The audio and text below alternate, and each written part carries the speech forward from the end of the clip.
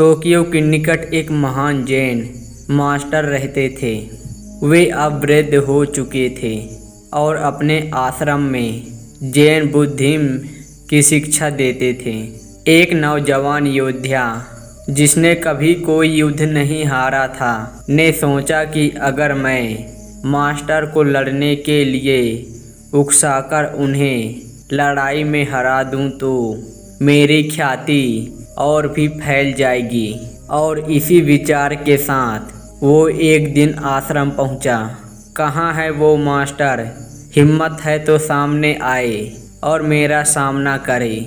योद्धा की क्रोध भरी आवाज़ पूरे आश्रम में गूंजने लगी। देखते देखते सभी शिष्य वहां इकट्ठा हो गए और अंत में मास्टर भी वहीं पहुंच गए।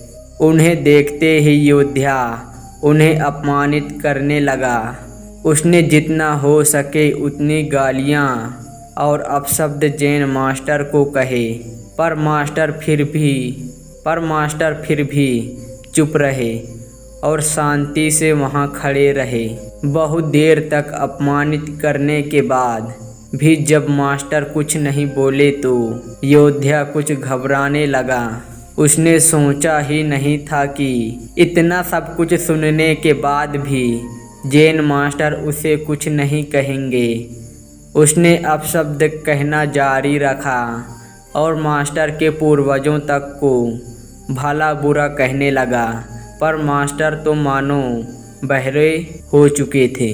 वो उसी शांति के साथ वहाँ खड़े रहे और अंततः योद्धा थक कर खुद ही वहाँ से चला गया। उसके जाने के बाद वहाँ खड़े शिष्य जैन मास्टर से नाराज हो गए। भला आप इतने कायर कैसे हो सकते हैं? आपने उस दुष्ट को दंडित क्यों नहीं किया?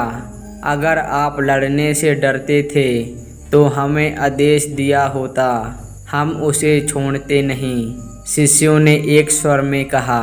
मास्टर मुस्कुराए और बोले, यदि तुम्हारे पास कोई कुछ सामान लेकर आता है और तुम उसे नहीं लेते हो तो उस सामान का क्या होता है?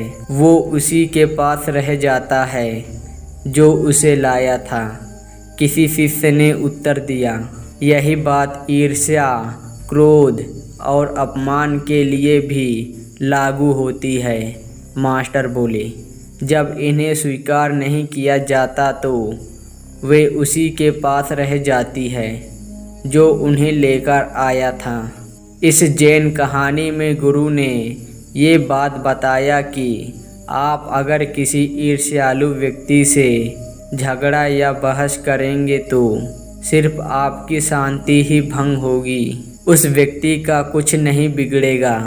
अगर आप उसका साथ देंगे तो वो आप पर हावी हो जाएगा, अगर नहीं देंगे तो वो कमज़ोर हो जाएगा और ही हार कर चला जाएगा।